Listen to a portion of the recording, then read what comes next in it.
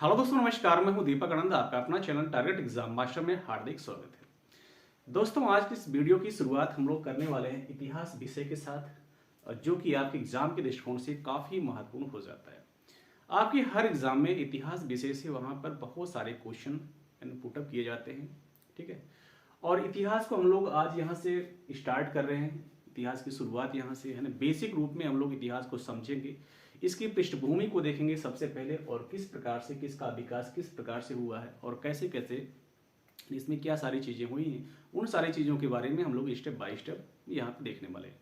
और उम्मीद करते हैं कि आपका भी पूरा सपोर्ट हमारे साथ रहेगा, और क्योंकि आपके सपोर्ट से हम मोटिवेट होंगे और मोटिवेट होकर के फिर आगे की वीडियो को हम कंटिन्यू कर पाएंगे। तो उम्मीद करते हैं और आपका सपोर्ट हमारे साथ बना रहेगा, ठीक है।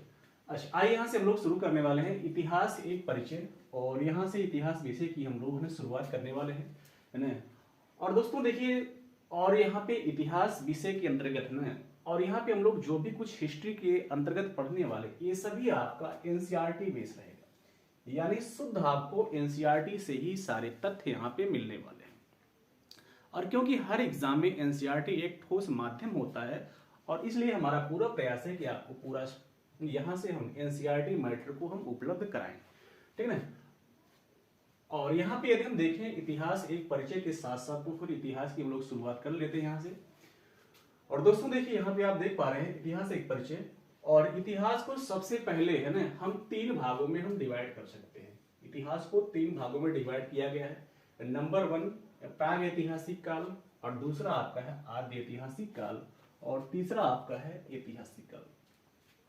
इतिहास को सबसे पहले तीन भागों में डिवाइड किया गया है। यहाँ पे आप देख पा रहे हैं, पहला आपका प्राग ऐतिहासिक काल, और दूसरा आद्य ऐतिहासिक काल, और तीसरा जो है ऐतिहासिक काल, है ना। तो यहाँ से हमको, और यहाँ पे अगर हम समझे प्राग ऐतिहासिक काल होता क्या है ना, तो फिर ये प्राग ऐतिहासिक काल ऐसा काल है जिसका कोई ना तो लिखित साक्ष्य है और ना तो कोई प्रकार का वर्णन किया गया है। ऐसे काल को हम प्राग ऐतिहासिक काल कहते हैं, यानी जिसका कोई विवरण नहीं मिलता है, ठीक है।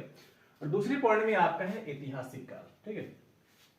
ऐतिहासिक काल को अगर हम समझें तो इसका जो है मतलब लिखित विवरण मिला है, लेकिन उस विवरण को पढ़ा नहीं गया है। उसमें क्या, उसमें कौन सी सभ्यताएं थी, क्या थी, है ना, और उसके बारे में पढ़ा नहीं गया है। यानी कुछ साक्ष्य यहाँ पे जरूर मिले हैं, लेकिन उसको पढ़ा नहीं गया है। ऐसे काल को हम आद्य ऐतिहासिक काल कहते हैं। और तीसरा जो हमारा काल है उसको हम कहते हैं ऐतिहासिक काल। ऐतिहासिक काल के अंतर्गत जो भी साक्ष्य मिले हैं और वो सभी लिखे हुए मिले हैं और उन सभी को उन्हें पढ़ा भी गया है, ऐसे काल को हम ऐतिहासिक काल कहते हैं, ठीक है। अच्छा, अब देखिए यहाँ पे अगर हम देखें, और यहाँ प्राग ऐतिहासिक काल को यहाँ पर तीन भागों में डिवाइड कर दिया गया है। ये जो हमारा प्राग ऐतिहासिक काल है इसको तीन भाग में बांट दिया गया है। पहला आपके पूरा पाषाण काल, और दूसरा आपके मध्य पाषाण काल, और तीसरा नव पाषाण काल। पूरा पाषाण काल का जो समय है यह अज्ञात से लेकर के 9000 ईसा पूर्व तक का जो समय है, इसे हम पूरा पाषाण काल के नाम से जानते हैं। और जो दूसरा यहाँ पे आता है मध्य पाषाण काल, इसका समय शुरू होता है 9000 ईसा पूर्व से 4000 ईसा पूर्व तक का जो समय होता है, उसको हम मध्य पाषाण काल के नाम से जानते हैं।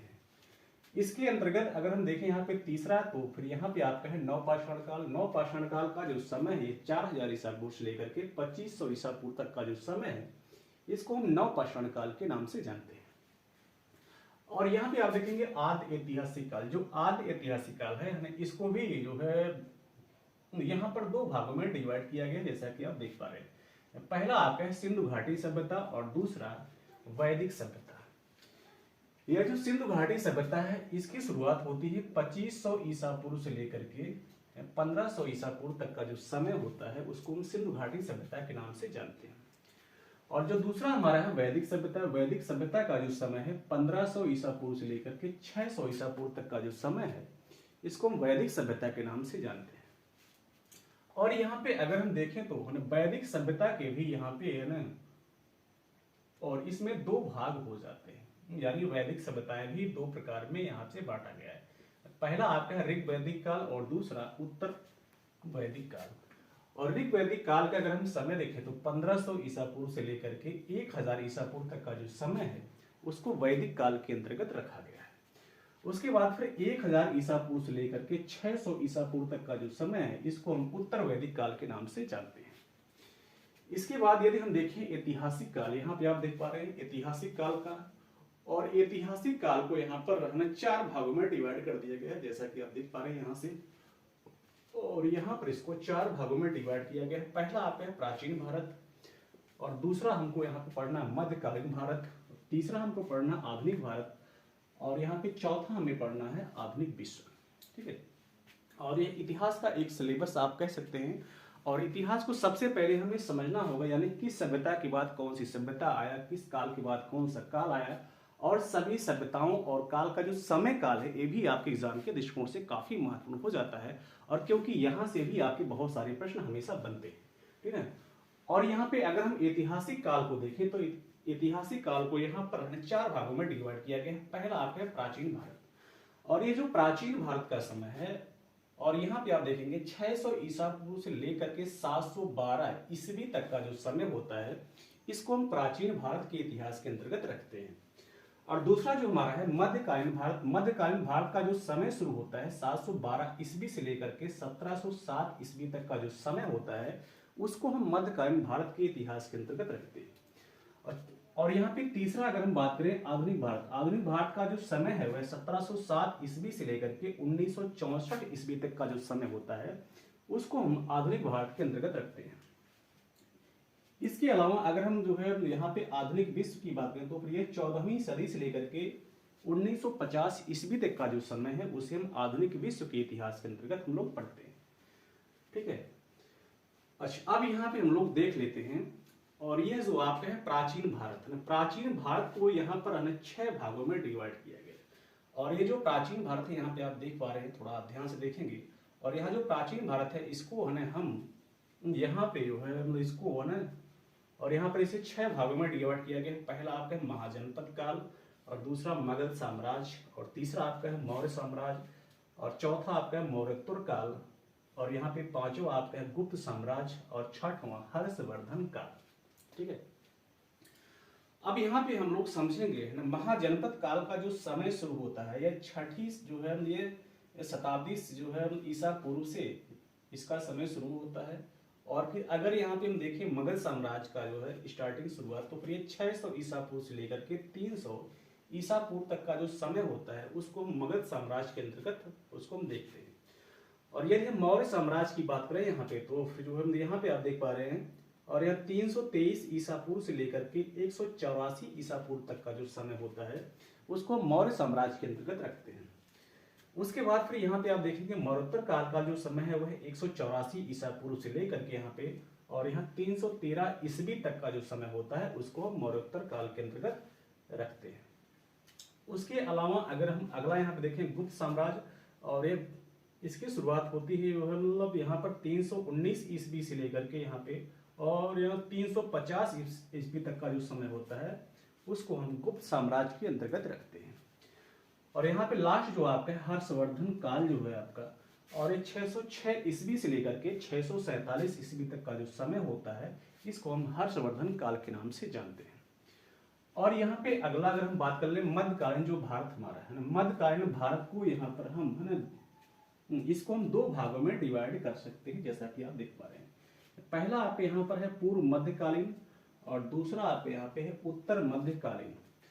यहाँ पर पूर्व मध्यकालीन का जो समय है 8वीं जो है मतलब BC से लेकर के है, और ये 9वीं सदी तक, 8वीं सदी से लेकर के 12वीं सदी तक जो है इसका जो समय है यह पूर्व मध्यकाल के अंतर्गत आता है।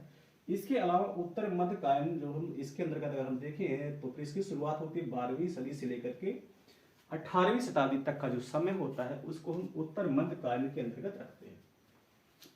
और दोस्तों यह रहा आपका पूरा पाठ्यक्रम जो है इतिहास के अंतर्गत हमको क्या क्या चीज़ों को पढ़ना है, और यहाँ से बहुत सारी चीज़ें हम लोग देख पा रहे हैं। और यहाँ पे आप डेट बाय डेट हर चीज़ को याद रखें, और क्योंकि यहाँ से है ना, और यहाँ पर एग्जाम में आपके यहाँ पर मेन डेट से भी बहुत सारे प्रश्न आपके बन जाते हैं। अच्छा, ये था आज का एक पृष्ठभूमि इतिहास का एक परिचय। हम लोग किस प्रकार से इतिहास को पढ़ेंगे, सबसे पहले हम लोग यहाँ पे बात करेंगे प्राग ऐतिहासिक काल को पढ़ेंगे, फिर इसके बाद आदि ऐतिहासिक काल के अंतर्गत पढ़ेंगे इसमें जो चीजें हैं, फिर इसके बाद लास्ट में हम लोग पढ़ने वाले हैं ऐतिहासिक काल। और प्राग ऐतिहासिक काल के अंतर्गत पूर्व पाषाण काल, मध्य पाषाण काल, नव पाषाण काल, आदि ऐतिहासिक के अंतर्गत जो है यहाँ पे हम लोग सिंधु सभ्यता, वैदिक सभ्यता, ऋग वैदिक काल, उत्तर वैदिक काल, ऐतिहासिक में फिर आ जाएंगे यहाँ पे प्राचीन भारत, मध्य भारत, आधुनिक भारत, विश्व का भारत। उसके अलावा फिर यहाँ पे हम लोग देखेंगे प्राचीन भारत के अंतर्गत महाजनपद, मगध साम्राज्य, मौर्य साम्राज्य, मौर्योत्तर काल, गुप्त साम्राज्य, हर्षवर्धन काल। और यहाँ पर मध्यकालीन भारत के अंतर्गत अगर हम देखें तो फिर यहाँ पे पूर्व मध्यकालीन और यहाँ पर जो है उत्तर मध्यकालीन व्यवस्थाओं को हम लोग देखेंगे। और इस प्रकार से हम लोग इस इतिहास के हर पॉइंट को एकदम बिल्कुल बेहतर ढंग से पकड़ बनाएंगे। और यदि आप किसी भी ऑन एग्जाम की तैयारी कर रहे हो, जैसे सीजीएल हो, आपका पीटी हो, मेंस हो, तो फिर हर एग्जाम के लिए यहाँ से और हर चीज़ें महत्वपूर्ण होने वाली। और दोस्तों आज के लिए इतना ही था। और अगर हमारी वीडियो पसंद आए तो हमारे चैनल को सब्सक्राइब, लाइक, शेयर जरूर करें। और क्योंकि आपके सपोर्ट से ही हम आगे बढ़ सकते हैं, और क्योंकि आपके लिए हम डेली वीडियो लाते रहते हैं। आज के लिए ओके, थैंक यू, मिलते हैं नए वीडियो में।